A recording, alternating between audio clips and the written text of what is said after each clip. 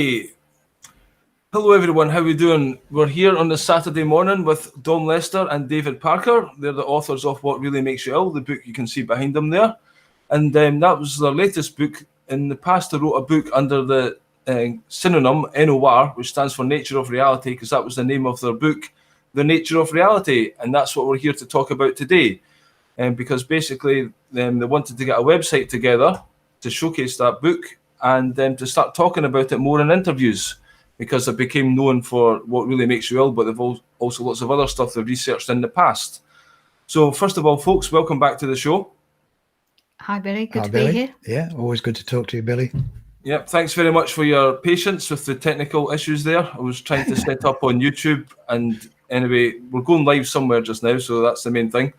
Okay. So if people join us, and hopefully they'll catch up with us not live. If not, catch up with us later. So first of all, The Nature of Reality, was this the first book you kind of started working on? And how did you get into writing about that?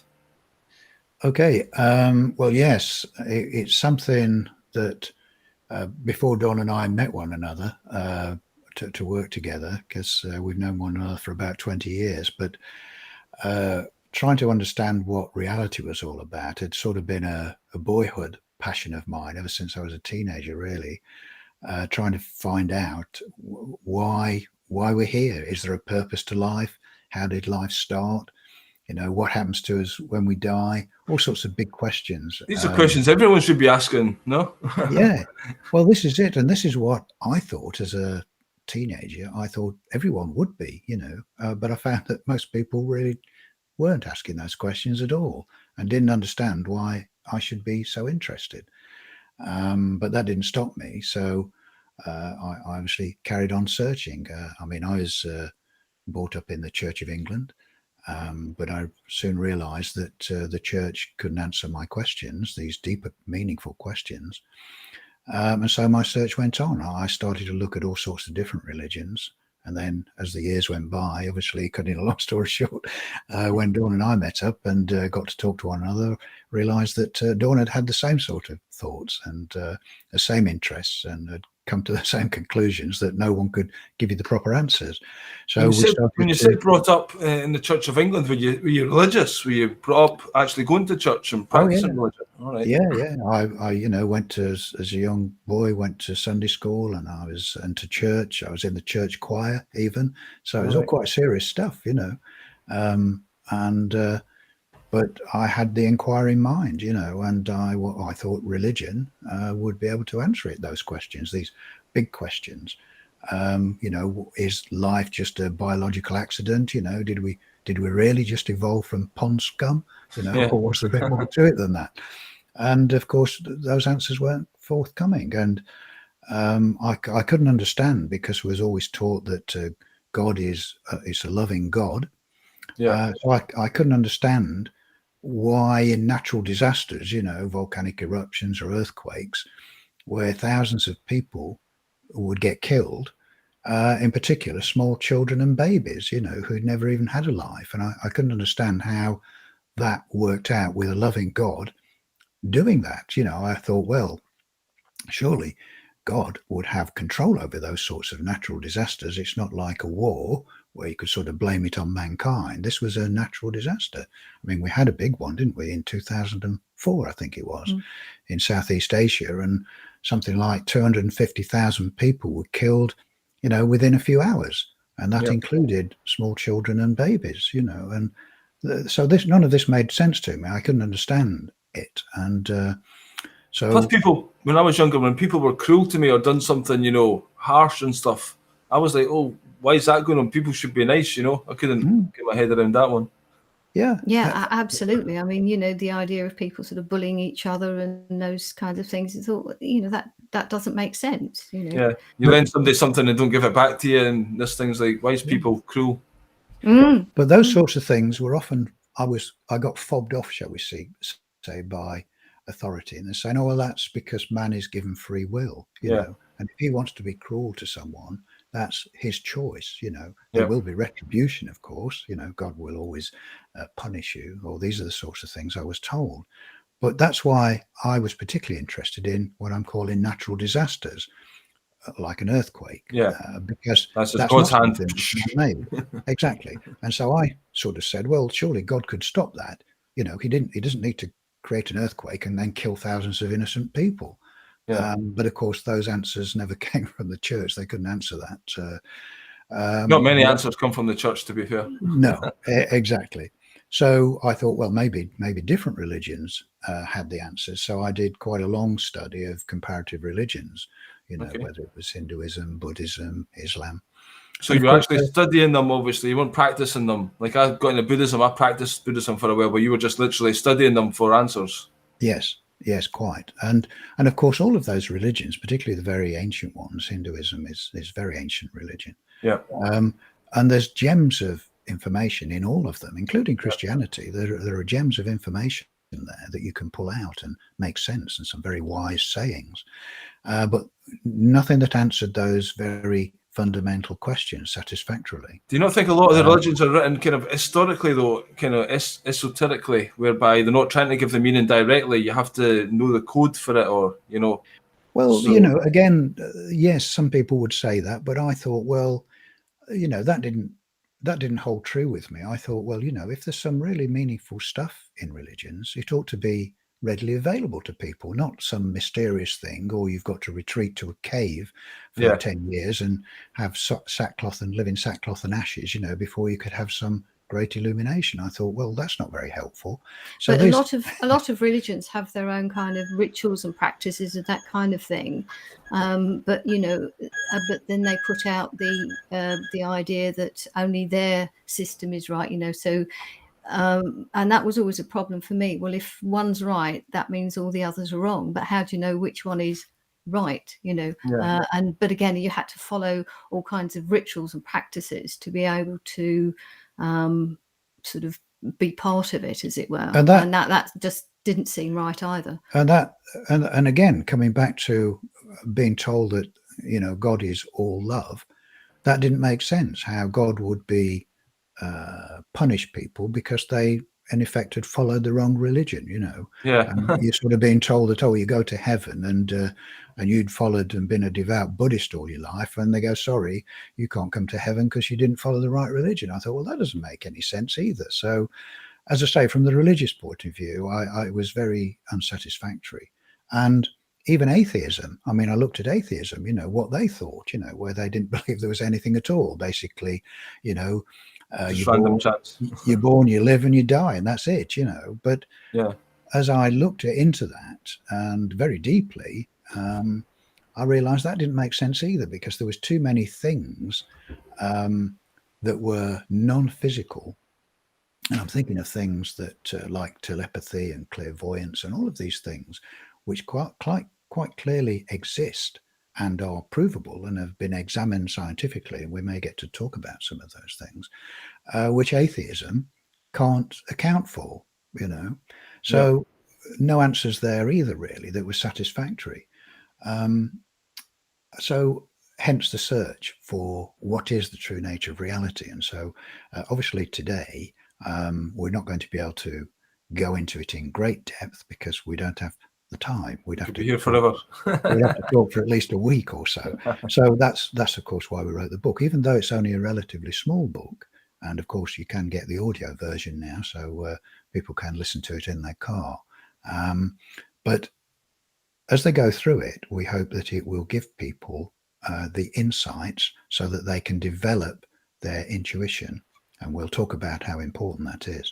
But why it's very important in this present day, because of the world situation we have, which is catastrophic, isn't it? I mean, we're all suffering under this great tyranny where people are being more and more enslaved to a system which is extremely corrupt. So When you talk about the nature of reality, the actual, just had a thought there, you know, it is all about perception, because they're trying to create the perception that they're the masters, you know, and people are living out their lives based on this perception that's actually wrong, you know. Well, absolutely. I mean, and that's something that we'll probably finish up on, is to explain why it's so important, because people, for the most part, of how they've been educated right from school, and this is a deliberate act, to not inform people of their true nature and to the true nature of reality, is to make people feel small and insignificant and helpless.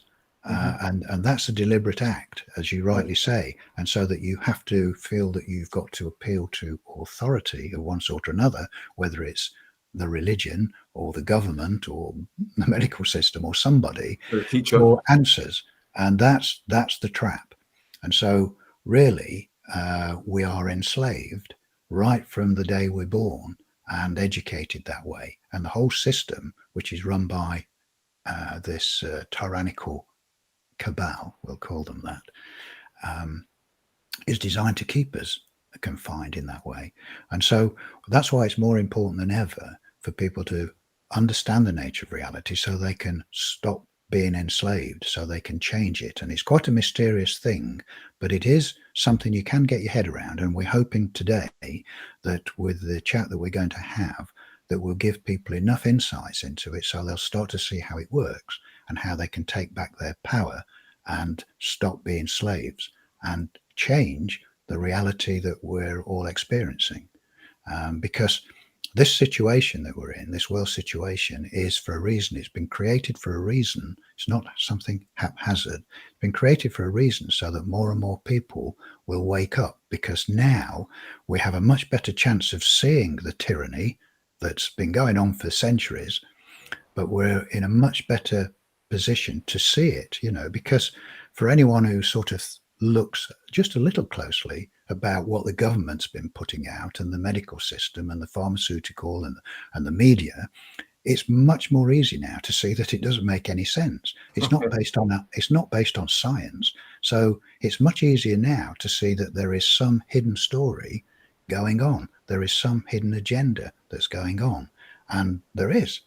And so understanding how reality works so that people can change this is more important now than ever, because this situation of slavery, if you like, has been going on for thousands of years. And so we have a great opportunity now, where if people raise their level of understanding, we have a great opportunity now to bring it to an end and to create a reality that we all actually want, where we are truly free beings and have a society and a world that is actually based on love and peace and plenty for all, because the world is a beautiful place, and it's only this small group of tyrants that have made it otherwise. So without going into it too much now, let's start talking about what we found about what is this reality that we experience, our day-to-day reality.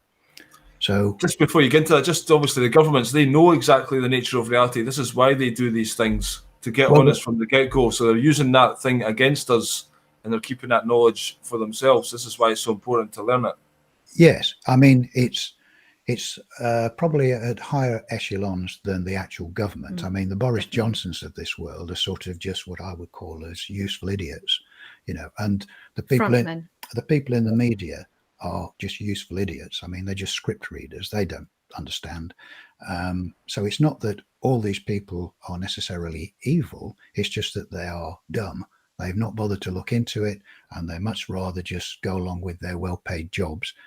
But that's deceiving the public without them even realizing what they're doing.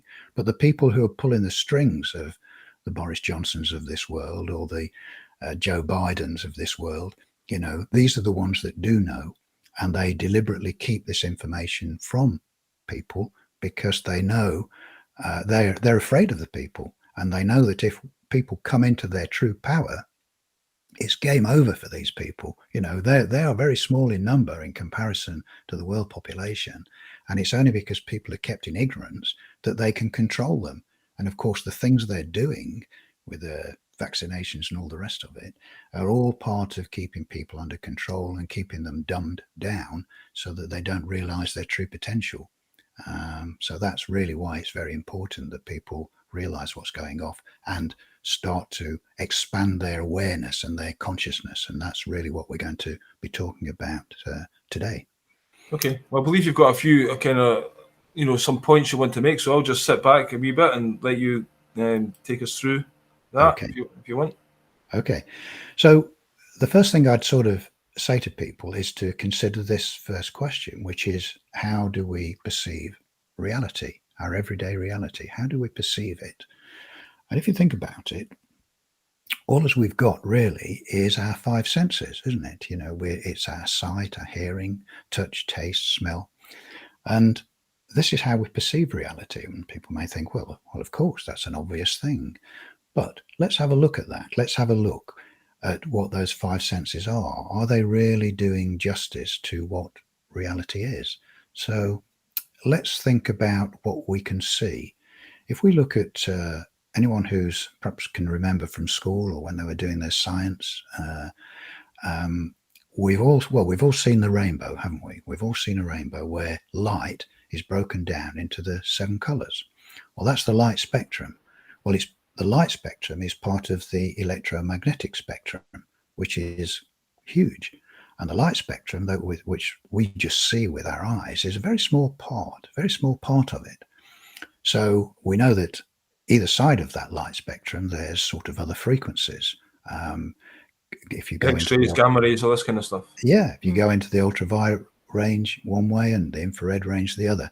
So and beyond. So there are other frequencies, but our eyes don't see them. I mean, there are other animals that do, even insects do. They see. You'll see cats do this kind of stuff sometimes. Yeah, they see another stuff, but we're totally unaware of it just using our normal eyes. So we should start to think of our senses, 5 senses, as actual filters. They actually limit our perception of reality. And we can take it further. You know, we can take hearing. You know, I mean, you've just mentioned cats. Dog whistle. Yes, you know, so cats and dogs and dolphins and all sorts of animals, bats they can hear in different frequency ranges, more expanded than humans. So they again experience a different reality to what humans do. So I'm trying to get people to have the idea that to start thinking of the 5 senses as actual filters. They are limits on how you perceive reality, and reality itself is very much different to that. Okay. Now, because our search as trying to find out what the nature of reality was took us, as we've already said, not only exploring what religions knew about it, which is actually really rather limited. So we started to look at, well, what does scientists say? What do physicists say? Who that's their sole job, is to explore the nature of reality. But of course, they start by thinking that reality is a solid thing, that it's made of bits of stuff, which, as they progressed, they looked at everything being made of atomic structure. Now, again, if we start to look at that, we know that, you know, everyone who's sat at a desk or on a chair or listening to this today, you know, the outside world, or the world that they perceive through touch, appears solid, doesn't it? But let's have a think about that. You know, the chair that you've probably sat on, or the desk that's in front of you, feels solid. But quantum physicists tell us that it's made of an atomic structure, and that atoms, with these tiny things, you know, have a central nucleus and a number of orbiting electrons, these electrical charges. And these electrons are whizzing around the nucleus at really high speed. And there's great spaces between each atom and another. Now, our sense of touch, or any of our senses, don't give us any sense of this at all. We feel that everything is solid, and yet, in effect, it isn't. And the further that physicists look at, well, what's an atom made of? And they get down to the nucleus and go, well, it's made of neutrons and protons. They put all these names on them. And what are they made of? And of course, they've gone to great expense by creating, people may have heard of the Hadron Collider in CERN in Switzerland, which they spent trillions of dollars on, really just trying to find out what is the smallest particle of matter. And it's a bit like the old virus thing that people might know us for, and they can't find it. You know, it just disappears, and they just come up with this, well, everything's made of energy, but we don't actually know what that is. So we're left with this seemingly solid world that we perceive with our senses, but quantum physics tells us there's actually no such thing. It doesn't appear to be made of anything solid at all. And this is where the mystery starts. Okay. It's not something as well about the world coming in upside down and your eye flips it around. Yes. Pictures. So that's kind of bizarre as well. Like exactly. I mean, someone once said that you never ever see a picture in a museum. You only ever see a picture in your head. And of course, the whole of reality is like that. Any sense of reality you have is electrical charges inside your head, in its simplest terms. You have no real knowledge of what we'll call it the outside world. You have no real knowledge of what the outside world is, because you can only judge it by your five senses. And as we've started to allude to, they don't give you a full sense of it. And in fact, quantum physicists, who are always trying to be at the cutting edge of what is reality made of, as I say, they can't find it. They just find its energy, and they don't know what that is. And so quantum physicists, the great quantum physicists, all start to become, when you study them, they all start to become philosophers and even mystics, because they realize that reality is, as we say, far stranger than you can possibly imagine. And there's more than one physicist that has said that no one will understand reality until they realize that matter, energy, and consciousness are actually the same thing. Now, just people to think about that for a moment. Matter, energy, and consciousness are the same thing. Now, there's a lot of insights to be had from that, and it's a very telling thing. And there's one quantum physicist, people can look him up, called Harold Puthoff, and he took Einstein's formula, which people may be familiar with, E equals mc squared, and he said what that formula tells you, E representing energy, is how much energy is required to give the appearance of matter. Note the word, the appearance of matter. So some great insights to be had from this. So if we take this a little further, because other quantum physicists have said, and this is quite another insightful and quite a surprising statement, when physicists have said, as far as they're concerned, there is no out there, which is a very weird thing to say. So the appearance of an outside of us, that is, solid and separate world, there is no actual proof of it. Quantum physics cannot prove there is an out there. Now you'll think, well, that's just nonsense. That's bizarre. I'm experiencing it. So let's approach this from another angle to try and, because it is mind-boggling. So everything's inside everybody's head, basically. We're all living in a dream world, essentially. Well, let's just explore that. We'll use the dream analogy. So let's just think about what happens when we are dreaming, when we're fully embedded in a dream, and we don't realize we're dreaming, do we? When we're really into the dream, it's only when we wake up and we think, oh, that was just a dream. But when we're in the dream, it's perfectly real. And we can experience all sorts of things. We can experience joy, fear, love. We can see buildings, we can see people, we can see cars, we can see everything that we would normally see in the everyday world. But where is that imagery coming from? Well, as you've said, it's coming from you. You are the creator of that imagery, and you create it as if it's solid and separate to you, and you interact with it as if it's solid and separate to you. But of course, when you wake up, you go, oh, that's just a dream. Well, don't dismiss it too much, because that's giving you a big clue as to what the nature of reality is. Because you, in the dream state, think of it as an altered state of consciousness.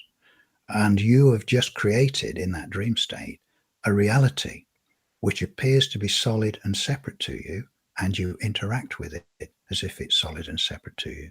And there's a great clue and insight to be had from that, to contemplate that. As I say, we're just putting ideas forward to people today for them to go away and have a think about, hopefully buy the book, and then they can contemplate it a bit more with a few more examples. Okay. So start to think of your everyday reality as a state of consciousness. Okay. And as a state of consciousness, once you become aware of it, then you can start to manipulate it. You can start to create it in the same way as you start to realize that a so-called dream reality is something that's projected from you, created by you, and externalized, and then you interact with it. Well, the everyday reality is a state of consciousness too.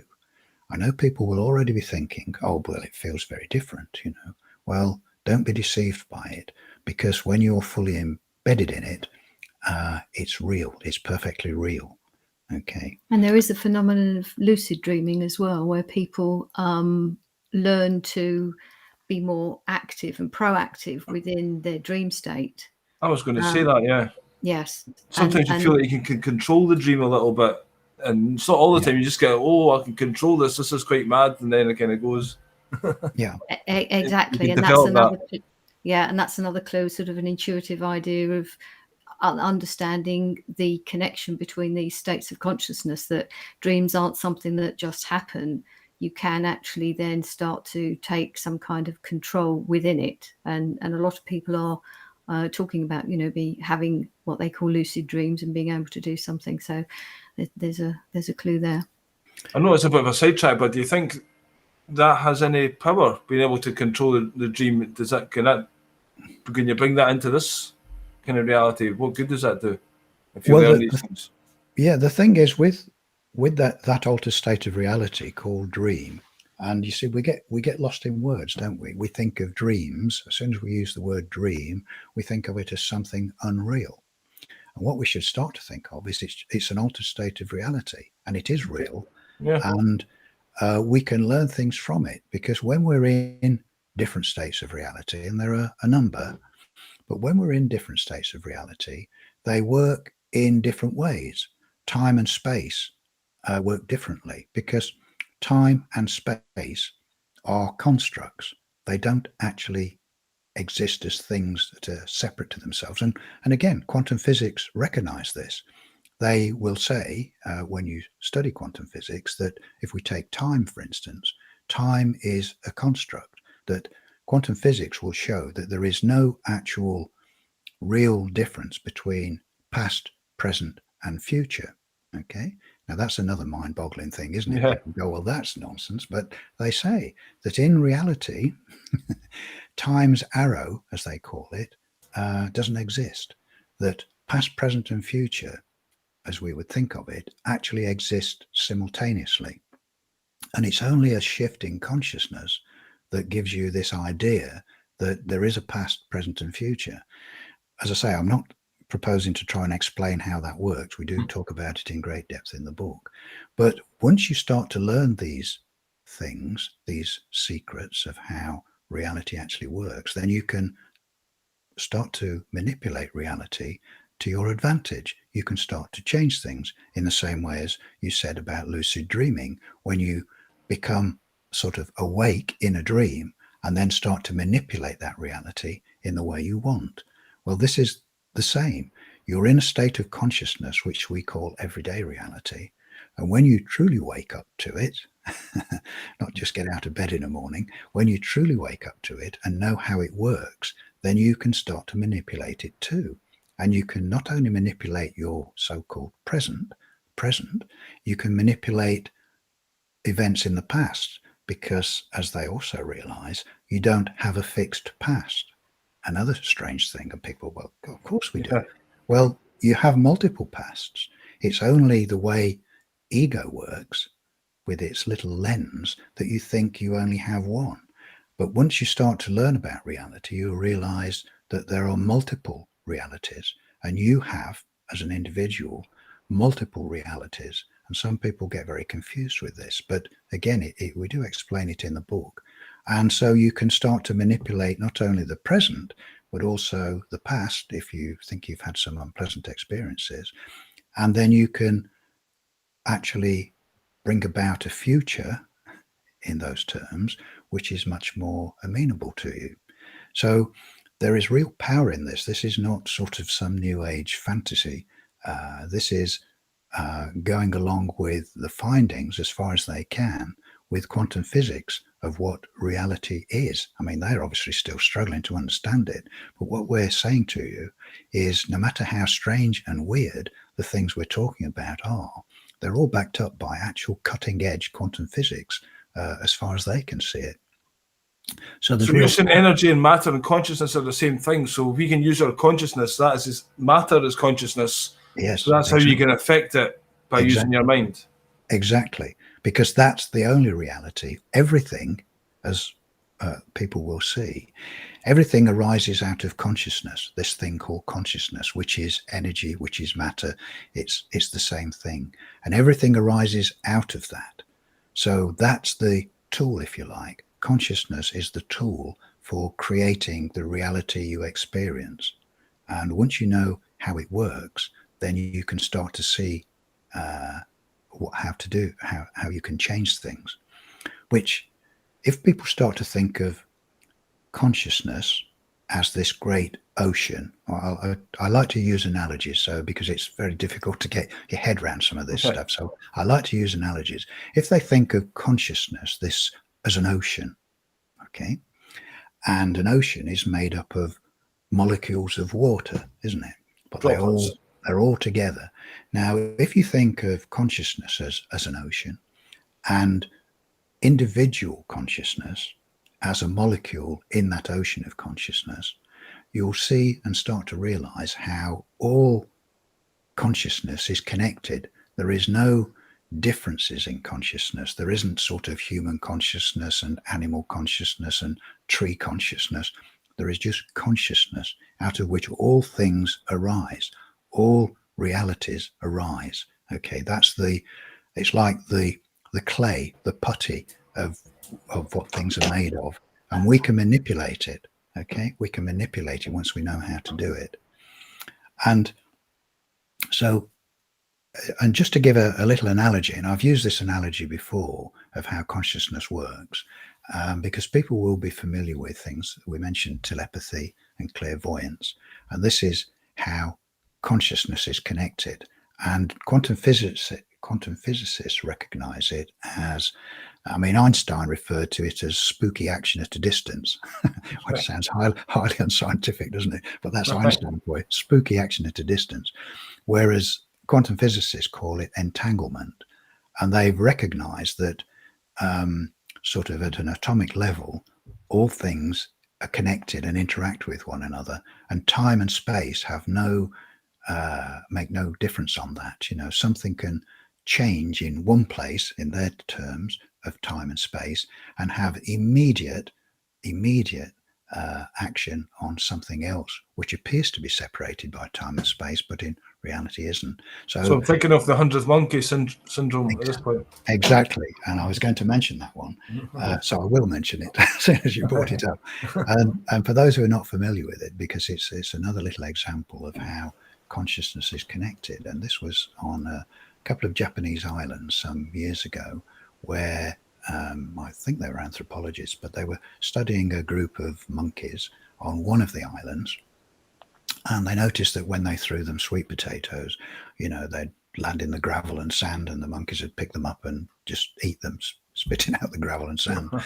And then one day they noticed that one of the monkeys took his sweet potato down to the water's edge and washed it, and then before he ate it, so he got rid of the sand and gravel. And in a very short space of time, the other monkeys in the troop started doing the same. And so people may think, oh, there's nothing too unusual about that. It's just learning off one another. But what the really amazing thing was, is on a neighboring island of where there was a troop of monkeys that had no physical connection at all with the first troop, they just all suddenly started taking their sweet potatoes down to the water and washing them. So there was obviously some conscious connection between them when there was no physical connection, and they just learned. And there are lots of examples of this throughout human society, and through birds, learning how to, in those days when you used to have milk delivered to your doorstep with sort of tinfoil tops on it, and birds sort of started to learn to peck through the tinfoil and drink the cream of your milk. So there's all sorts of example. Pyramid building, started simultaneously in very different parts of the world, which at the time had no physical contact with one another. So lots of examples of that, but we won't go into those now. But the 100th monkey is quite a well-known one. So, but there is sometimes where something will happen, it's going to happen, or something like the phone's going to ring or something. It's just kind of proving that this connectedness that we're all in this kind of sea that comes up now and again. It's like, oh, that's a bit strange coincidences and stuff.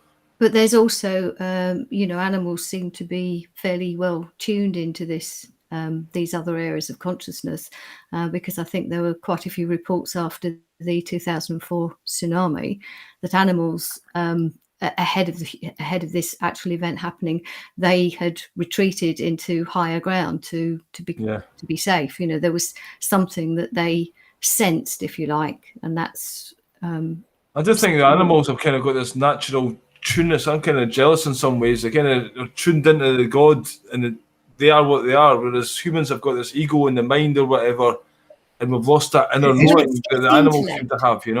Yes, it's the intellect. We're taught that we have to use our brain and intellect, and to ignore this sort of intuition, because that's just nonsense. Because it's we have to be practical and take out. I mean, that's not to say that we should ignore that, but that's only part of what we are, who we are, and how we actually act and react and interact in this. So we're over intellectualizing a lot of stuff. Sometimes it's trained out of us. Yes, and people forget. And this is really the whole point of what we're talking about, the nature of reality, is for people to reconnect with this much more expanded awareness of who they are, this ocean of consciousness. So rather than them only focusing through the five senses, which is a bit like just focusing through a molecule of the ocean, is to be the ocean, because that's what you truly are. You are, each of us is the ocean of consciousness, and that's where the real power and awareness is. It's only while you focus through ego, we'll say, this very narrow band which is governed by the five senses, that you misinterpret who you are and what reality is. And of course, that's why these tyrants, coming back to them, want to keep people focused in their five senses so that they are not aware of their true power. And that's why everything they do, right from when you're first starting your education at school, and the propaganda that they put out all the time, and particularly at this particular time with this fake pandemic, where they bombard people through the media in all its formats and the government, to keep people afraid and focused in their five senses. Because whatever they're just focused in those five senses, it shuts them off from this greater awareness, and it shuts them off from their true power. And while they're shut off from that, of course, they're much easier to manipulate. And the whole process, I mean, we don't have time to talk about it now, but the whole process of how we've been misinformed and often lied to about our whole history, whether it's in history itself or the medical system or government or banking or cosmology, all of these things where we've been misinformed, and everything we've been told makes us feel small and insignificant and confines us to just thinking through the five senses. And therefore we forget how to use this greater awareness, this true creative ability that we all have. We don't even realize that we're creating our experiences through our beliefs. Most people are conducting their lives without realizing it. They're conducting their lives based on beliefs, not facts. They're creating their lives based on beliefs, and your beliefs create your reality. And they're very sometimes like a teacher can say to you, oh, you can't sing, or you're not musical, or you're not an artist, and that becomes a belief at a young age, and you can go through your whole life like that. Then one day when you're 50, someone can hand you a paintbrush and you can discover this thing that you're actually good at, but you've maintained that belief, so the belief is stopping you from doing it. But if you change their perceptions and say, oh, I can do anything. Yes. You know, I'm malleable almost, so I'm going to be a painter today, or I'm going to explore that side of me, or I can explore this, and people can be things. There's this idea of professionalism as well. You have to be really good at something, but surely it's the act of doing things and creating that is the joy and the learning, and you know.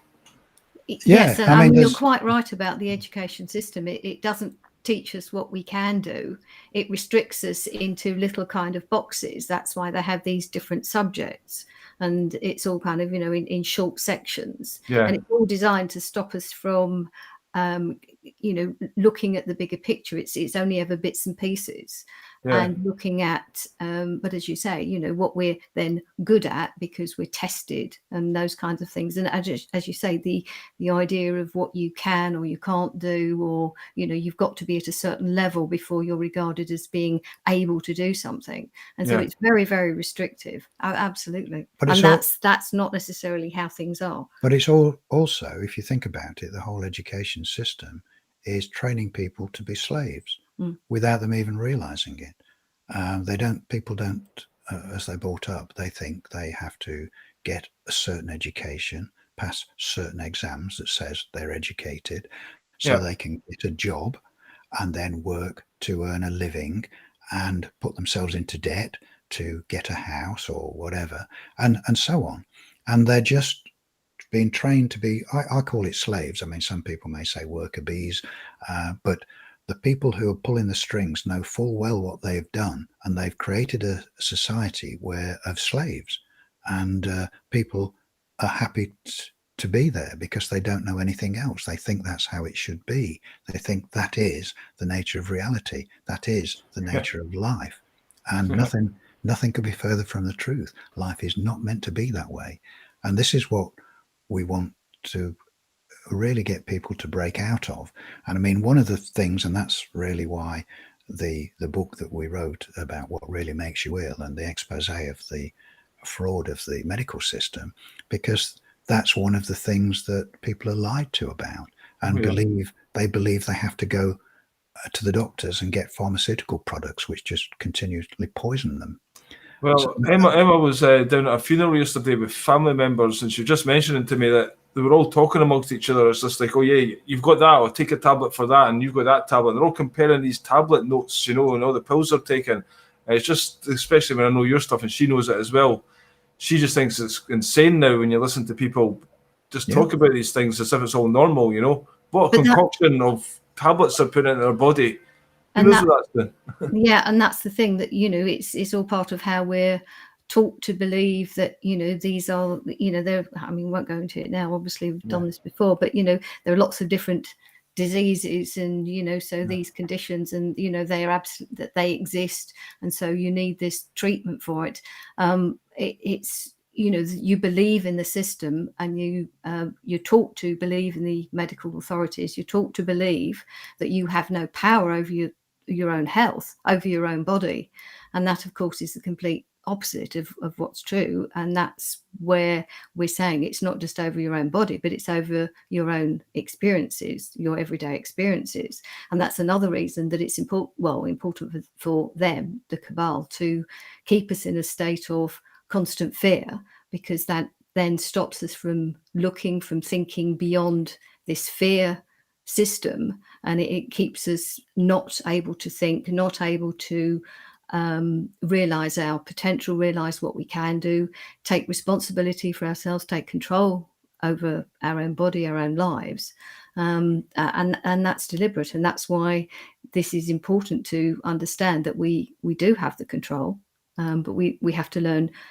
how to use it. How to use it and what to use it. And another point about the time thing is the past, present, and future existing simultaneously. Therefore, there is no fixed past, present, or future. So there is no fixed future. Just because we're made to believe that something is going to happen, we don't have to fix that as being something that will happen. And that's another sort of really strange thing for people to understand, because they think, oh, people who are able to see into the future, well, they're able to see certain events that may happen, but they don't necessarily have to happen. And that's possibly one of the most powerful but very, very strange aspects of what we're kind of explaining today, that we don't have to believe in a fixed future where we are slaves, completely enslaved.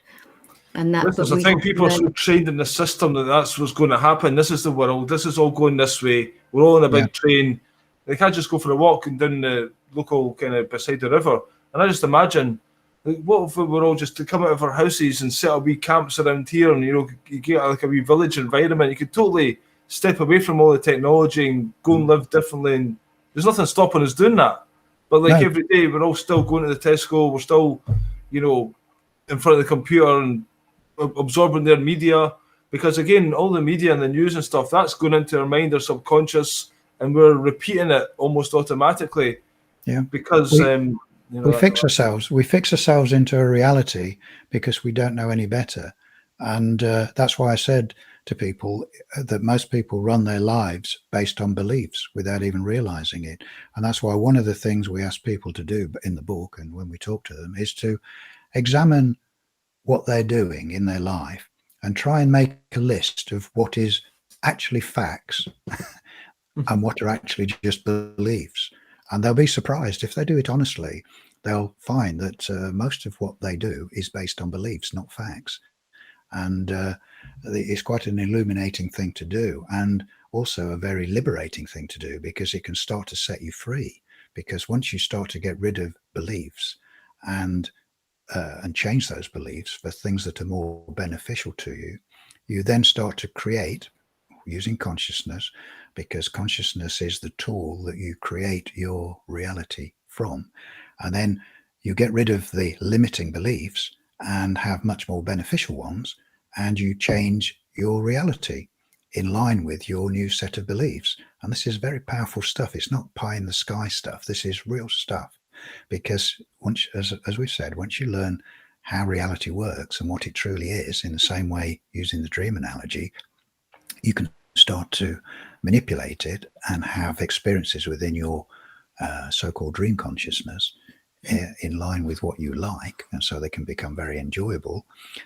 It's the same for your waking state of consciousness, and I encourage people to start to think of it in those terms. It's a waking state of consciousness. It is just a state of consciousness, and can be manipulated once you know the rules and once you know how to do it. And so really and this is just a taster really, to get people's interest. So really what I'm leading to is the present world situation that we have has been brought about for a reason, so that we can all take part in changing the state of reality that we're experiencing for a much better one. And I'm not talking about let's go back to how it was before COVID. That was rubbish anyway. We were all wage slaves and all the rest of it, and being lied to left, right, and centre by a small group of people who were living off our backs. We do all the work and they get all the money. And that's how it's been for thousands of years. So that's got to change. And this is the opportunity. It's not some fluke. This is a real thing. This is the opportunity. Well, I don't know about you, but I've been shouting about all this stuff for 20 odd years and hardly anyone's listened. But it's took this for people to actually go, what's actually going on, Yeah, more people have woken up now, truly woken up now, to realize that they've been lied to for all these years, and that the governments and that are not their friends, and that it's time it came to an end. And as I say to people, and I'm not talking about armed insurrection, it's a changing consciousness. This is what I'm getting at. It's the changing consciousness, because that's how reality is formed. And change your beliefs, change your expectations, and be determined that what the new reality is you want, and then it will come about. And it's through remember the ocean of consciousness that I talked about. It's through all the molecules, or at least a good percentage of them, becoming aware of what they are and their connectivity with all other consciousness. Remember the troops of monkeys, you don't have to physically meet one another, you're connected anyway. And it's becoming aware of that and having this changing consciousness that will then make things change. And you don't have to be prescriptive about it to think, oh, right, well, I've got to have a change in consciousness. We need a change in government. Let's get rid of Boris Johnson and to put some. No, you don't need to be prescriptive and think in those terms. It's to realize that the system has to change, that there's nothing fair about the existing system. This is not how it needs to be. And we demand and expect a much better reality. And it's to start thinking in these terms. And that thought form, if you like, throughout the ocean of consciousness will gain power and energy. And those changes will come about, not only within your own life experience, but within the world experience, because all consciousness worldwide is connected, and the changes need to happen worldwide, and they will. So that's really what the message is today, is to learn more about the nature of reality and how it works and how you can manipulate it to your advantage. And this is not in a selfish way, this is in a constructive way. And that's really what our book's about. And so we do recommend that people read it. And you'll need to read it a few times, even though it's relatively small, not the great tome that What Really Makes You Ill is. But there are great insights in there. And the more you look at it and start to recognize your expanded awareness, start to recognize how intuition works. It's a very real thing. It's how you get to know something without knowing how you know it. It's another area of consciousness which is very real, but it doesn't work in time and space in the same way that your five senses consciousness does. You know, intuition doesn't use time and space, and that's why seemingly ideas will come into your head fully formed, and you don't even know where they've come from. It's not even something you were thinking about. But once you've opened yourself up to this greater awareness, that's where the connections and that's where the real magic starts to work. And so I recommend people to do that. Do you think people have, what do you think is slightly off the topic of the book, but what do you think about like fate or something like that? Or if you're creating your reality, does fate kind of match up? Like, say for instance, you're doing something and like, say your job, and you don't like the job, but then over time, more and more things keep on happening in the job to make you hate it more, almost to kind of force you into saying, it gets to that point where you say, I can't do this anymore. And every day you're going in, it's like your intuition or something screaming at you, and then things are happening, it's getting worse, and then it gets to the point you have to break away. Yes, we wouldn't call that fate. It's the fact that, as you say, you're not not in sync, maybe, or people aren't happy in a particular position. They want something different, but they are not quite sure about how to act or whether to act. But when the message starts getting louder, that things start getting worse, there is something to do, that your intuition is telling you that there's a better way to live. Is universe communicating with you at that point? Like the external events? It's your feed. Yes, your experiences are your feedback system, if you like, of where you are with your beliefs about your life.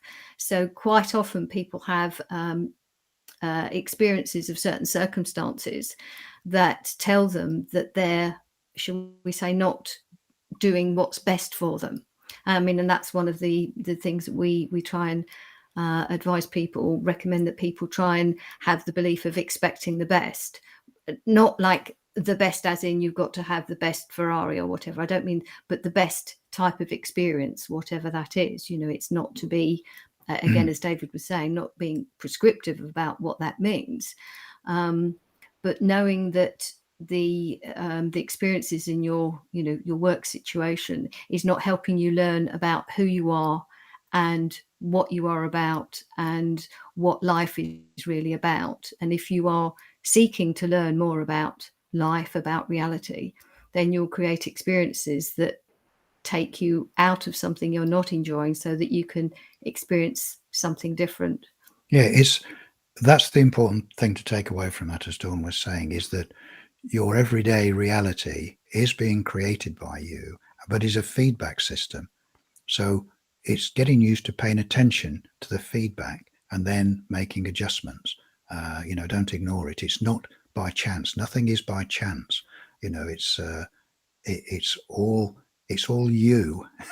Everything is you. And so, you know, so pay attention to what you're telling yourself. You know, it's not just ideas that you're telling yourself in your head. Your whole reality, your whole experience is you, and you're talking to yourself. You're giving yourself information, and then you can make fine adjustments. So all of this is part of understanding the nature of reality, and then making it work to your advantage, rather than just feeling that you're a victim of circumstance, which of course is what most people are forced into thinking, you know, that life is out there, separate to them. Then for the most part, they don't have any control of it. They're just a victim of circumstance. Hence in the the phrase. same way as I think they're a victim of germs. You know, Yeah. that's where there's a, you know, quite a clear crossover between the sort of health system, the medical system rather, because it's not a health system, but the medical system, and what we're taught about our everyday experiences. That, you know, there is a crossover. We're taught to be you know, that we are victims, but we're not. And that's again, it's inverting it to realize that we are in control and much more powerful than we have been led to believe. And it's to take that power back. Everything we talk about, whether it's, as Dawn said, in the health system or the nature of reality, which of course the nature of reality encompasses everything. Absolutely. It's all about taking power back, to recognizing our power. You know, we've had it all the time. That's why the tyrants who are running the world, or apparently so, go into great trouble to make us look like we don't have any power, because by making us feel that we don't have any power, gives them the power, you know. So we give it away, mostly unknowingly, and without really knowing. So it's, as we've said before, education is the important thing, is to know about these things, to know how you've been misinformed, so that you can take back your power and grow into your full realization of who you are, which is magnificent. You know, you're timeless, you know, eternal beings, and extremely powerful. And that's what people need to realize, and take hold of that power, so that they don't subject themselves anymore to this small group of tyrants who desperately don't want you to know that, and because that gives them the power. And really, that's what all this is about. Well, you have talked quite a few times in your book about, and other book, about the placebo effect, and that shows you the power of the mind. Yes. Just in the belief that this tablet is this other thing, and then it can cure you and, you know, do amazing things. Just the power of the belief. So what you're saying is to take that power that the mind has inherently got and start consciously using it. Start understanding that we are this powerful creator being. So if you're going to your job every day and you don't think of anything better, you know, but as soon as you pop your head up and say, I'm not happy with this anymore, then all of a sudden you've opened up something, and then other experiences can happen, or other, you know, opportunities come. But until you actually have that thought, then you're just going to be stuck in that kind of circle of reality. Yes. But when you pop your head up, and then you kind of go to another circle, and then you'll need another stage of evolution, and it's like a growth thing. Yes. Yes. I mean, there's no kind of end, if you like, to learning and developing our understanding. You know, it's not like there's a sort of point where you say, oh, I know it all. No, we're constantly growing, learning, developing, evolving, however, you know, whatever words you want to use. But again, words sometimes are limiting in explaining something that is beyond time and space. So it's beyond language. And sometimes, and that's often where intuition comes in. You know, I mean, there's lots of philosophers, seers, mystics, people who've put out really good sort of short sayings that you kind of intuitively connect with. You know, I think it's the Mahatma Gandhi quote, you know, be the change you want to see in the world. I mean, lots of people know that. Yeah. And that shows that the change has to start, if you like, within. I say within, I mean, you know, with what the body is, but it has to start from you. Yeah. You know, and again, you even see it in, you know, popular sort of culture, and, you know, things like the Michael Jackson sort of man in the mirror, you know, starting with the man in the mirror. So it's again, it's looking at where you can't manipulate things outside. without realizing who you are, what you are, and your beliefs, and understanding how reality works and how you can change your So experiences. all And the that's why- protest meetings, everyone's shouting is not going to do any good. People have to change from the inside for the Yeah. system to change to what they Yeah. want. And that's why in the ancient philosophies, even in the ancient Greek temples at Delphi, the inscription above the temple was "Man, know thyself," All and right. within that is telling you, know yourself. And once you know yourself, you will know where the real power is, and then you can start to use that power. Because until you know yourself and what you are, you will always be thrashing around, feeling that you're a victim of circumstance, which you are, until you know yourself and know your true power, which is, I keep saying, is what's been trying to be kept away from you, that knowledge of yourself, your true self, by these tyrants that are running things. And that's why they're getting so desperate, because they know that more and more people are waking up to this. And as people wake up to this, they know that the game is over for them, and because there's not that many of them, and they've had it their own way for so long now by deceiving people. Oh yeah, they've got all the money and the rest of it, but that can easily be taken away from them.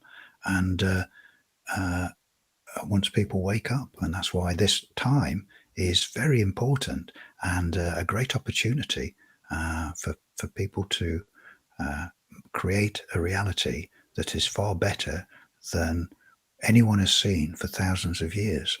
So it's a fantastically exciting time. Because we'll be creating a reality based on love and freedom instead of tyranny and Fear. Tyranny and fear and control. Yes. Well, I was going to say fear. Obviously, what's happening now. There's talk about vaccinations in the school, etc., and people are still in the fear factor of fighting the government, and it's all done through fear and the power that the government's got, and they're all going to come and get us. But a lot of it is to actually realise the government's just a business, and we have to learn, do we want to contract with the business?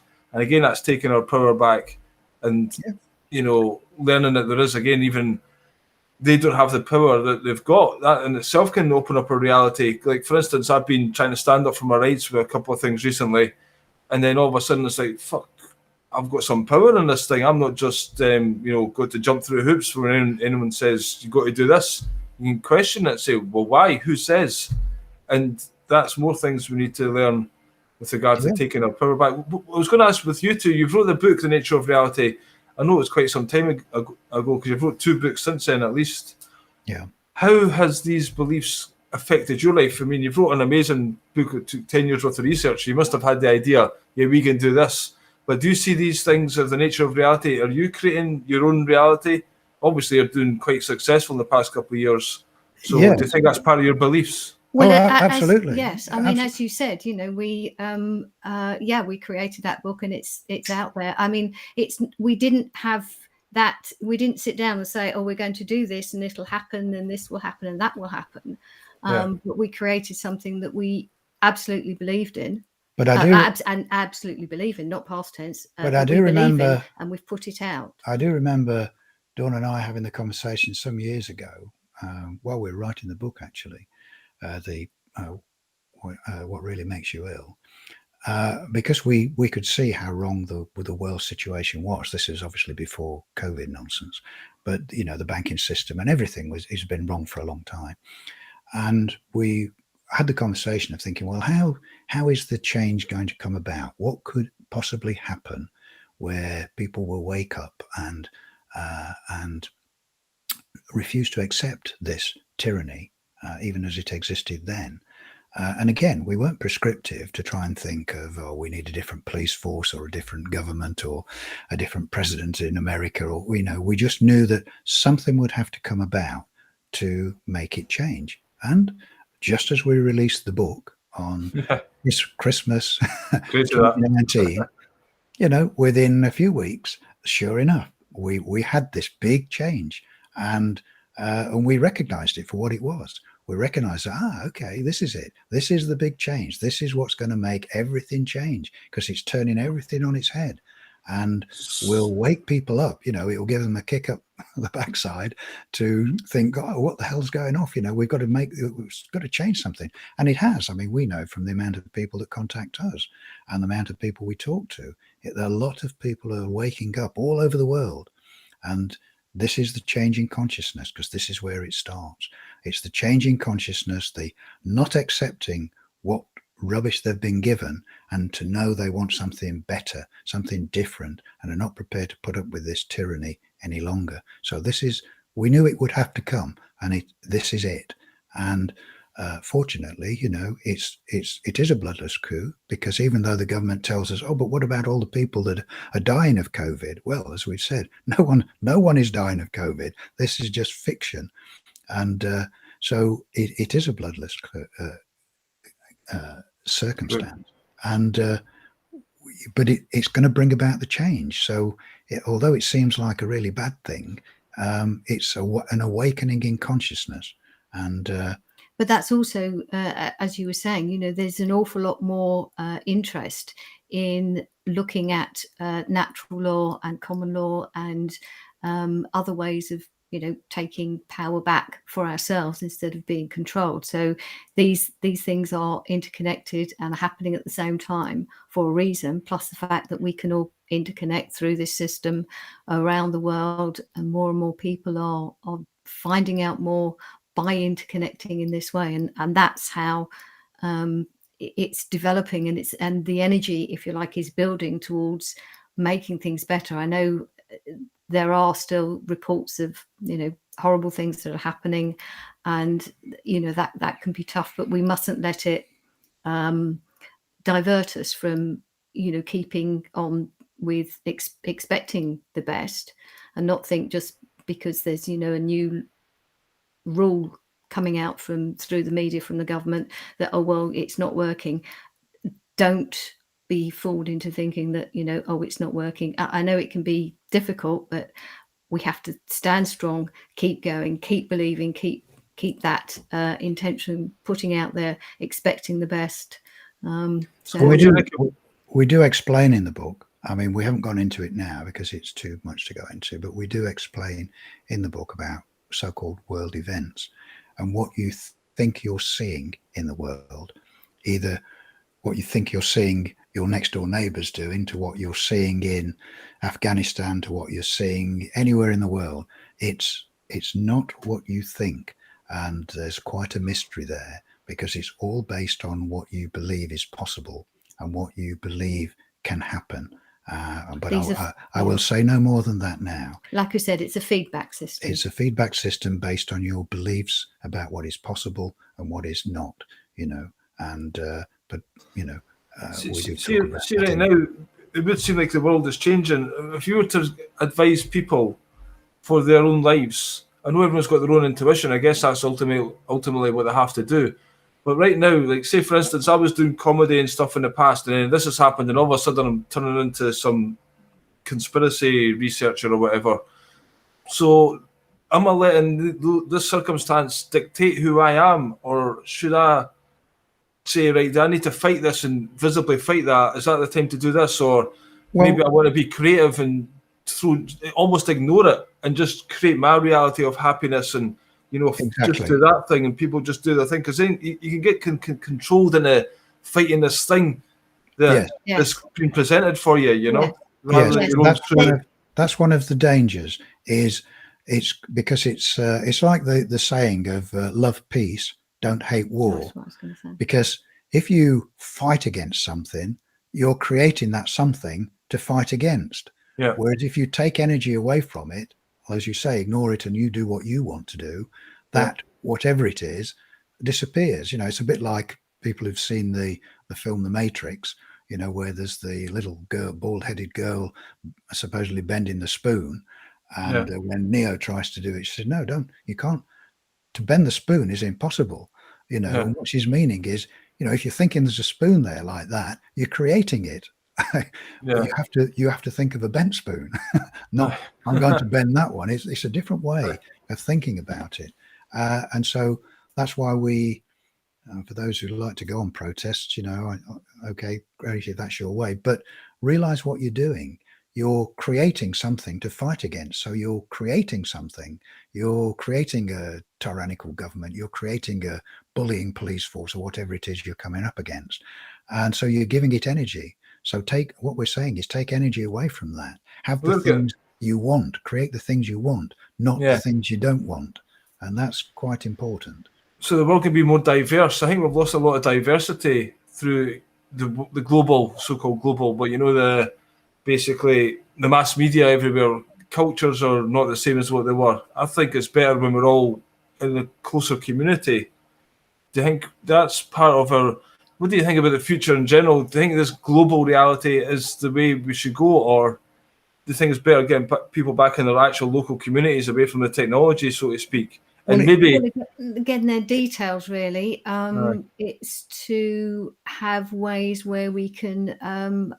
I think sort of it's good to interact with people around the world, learn about each other. We can have curious, both. But at the same time, sort of, it's the sort of think global, act local, but not in the way that the globalists mean it. They're not part of, they're not in control, and that's the point.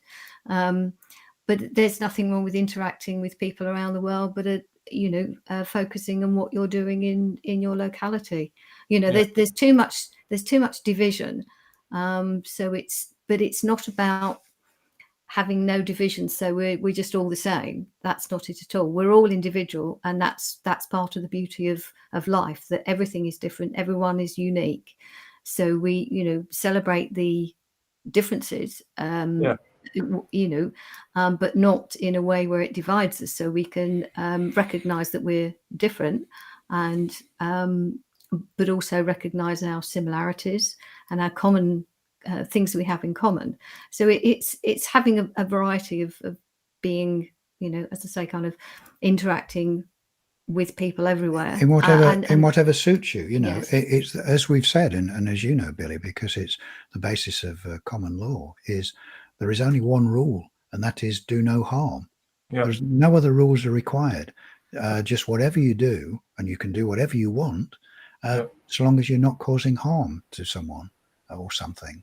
And that's freedom. That's what freedom's all about. So, if you want to go and live on the beach somewhere, or in a cave, or up a tree, or whatever you want to do, you don't have to.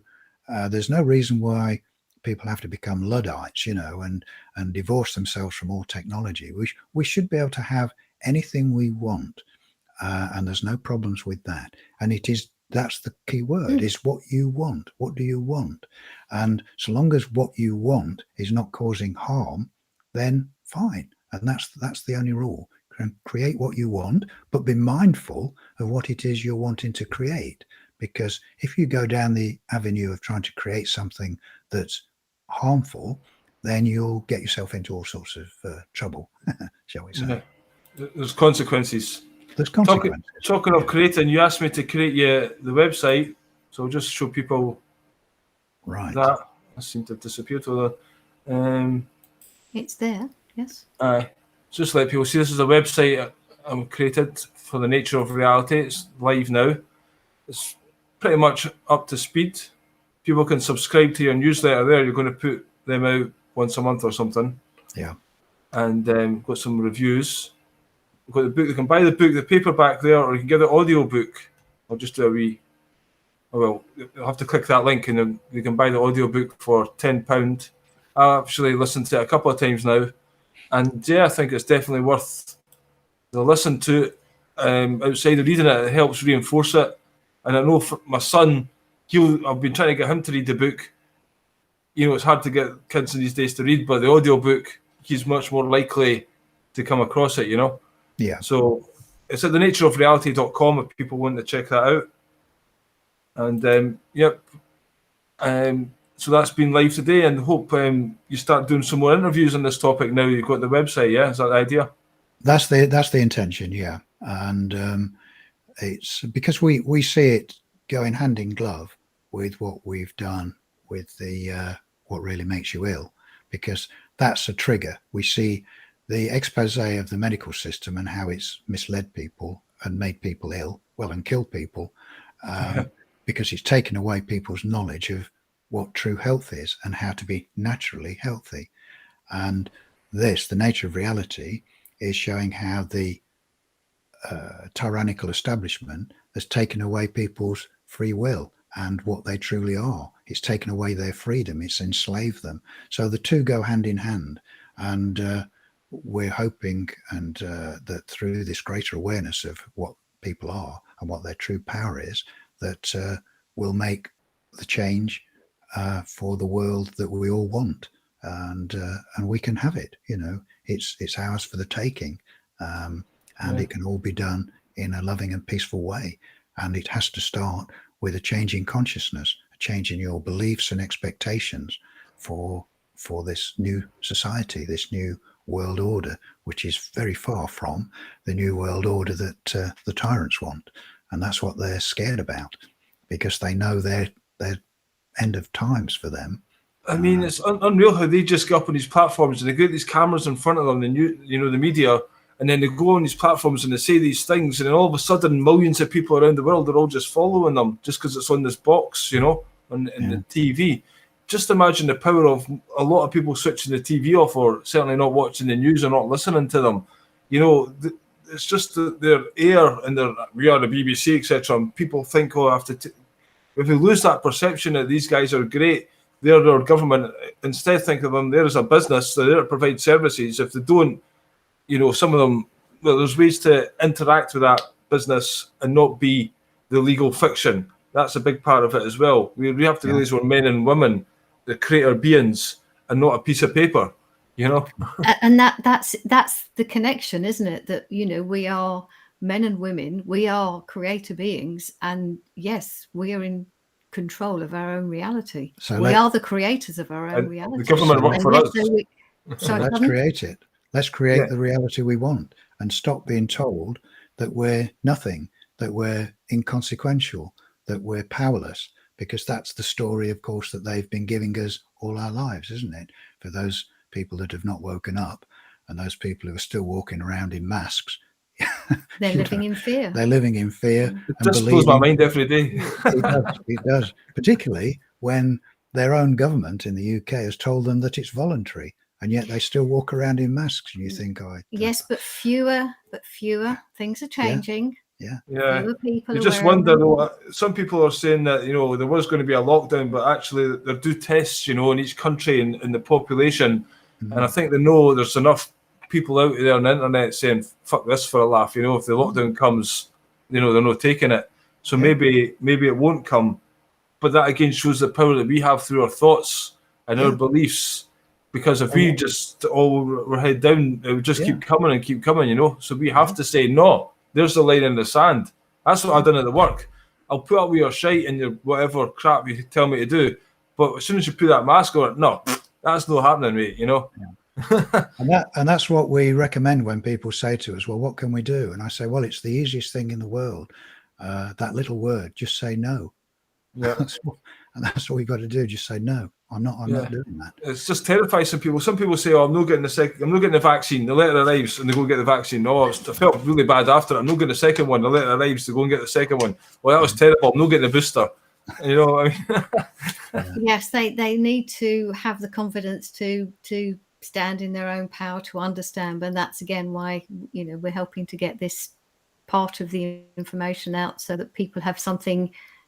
I say concrete, but something to help them understand that they really are powerful, and that things don't have to be this way. No, they've been lied to. We've often said anything of any importance, we've been lied to by the authorities.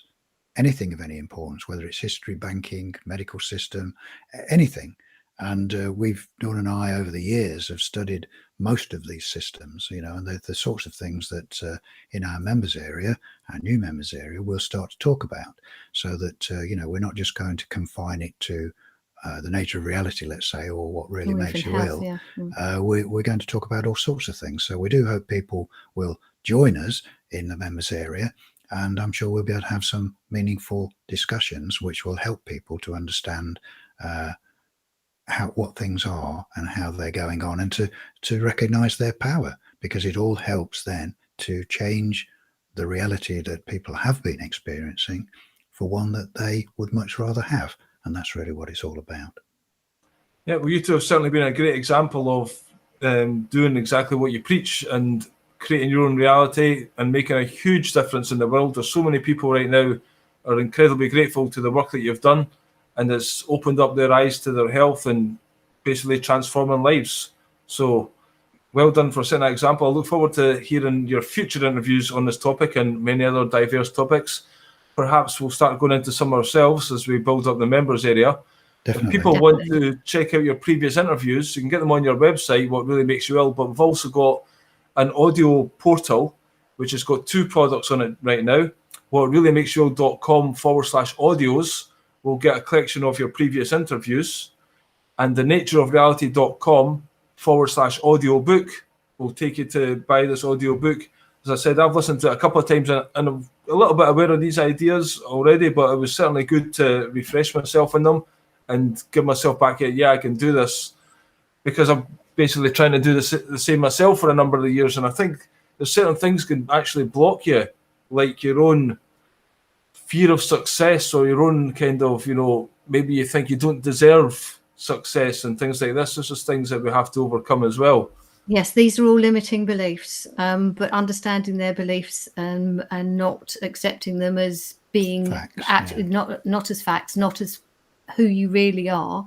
And these are the kinds of things we work through. But as you say, with the book, it's not a question of, a single read or even just a couple of times. It's the sort of thing that we think people can go back to as they keep working through their different sort of aspects and things they're learning through their lives. And, people tend to get new insights, or they develop different insights or more insights as they go through it each time. I mean, there can be spaces and time between, but they start to develop their intuition, and that as they develop their intuition and release themselves from being a slave of ego, which is limited by the 5 senses, once they start to deliver their greater awareness, their greater consciousness, if you like, that's where the freedom and new ideas, new insights will come. And as Dawn said, the little book that we wrote all those years ago is designed to start to get people to develop their intuition, so that's where the real knowledge comes from. So the triggers, if you like, there are triggers in the book that will, the more people contemplate those ideas that are in the book, allow themselves those quiet times to contemplate little things that are in there, and it will start to open up.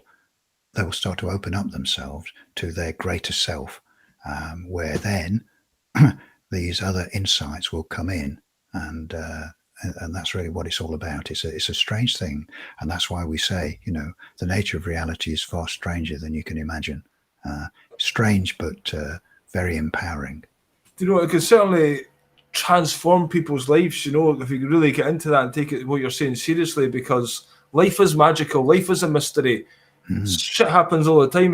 Christ, how did that happen? My life, I've sat in the house for the past couple of years, and even then still lots of crazy stuff's happened just because I may be going on the internet or whatever. We've got the power every day to get up and do something.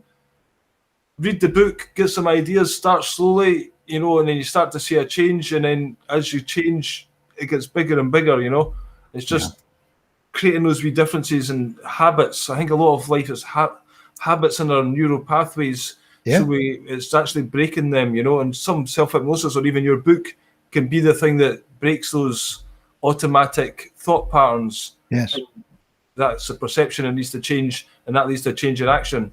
And if everyone done that, we could have a happy, beautiful, peaceful, loving world without any despots. Yeah, that's it. That's what we're aiming for. Cool. Well, it's been a pleasure talking to you guys. We'll catch up with you again soon. And thenatureofreality.com, if people want to check out the website. And you can leave a testimonial on there on Dawn and David's other site if you want to be on the site, because we're putting them on the site. So if you read the book and have any good feedback, please leave a video review. And thanks for listening, folks, and we'll catch up with you next time. You take care, guys. Okay. Thank you. You too. Bye for now, Billy.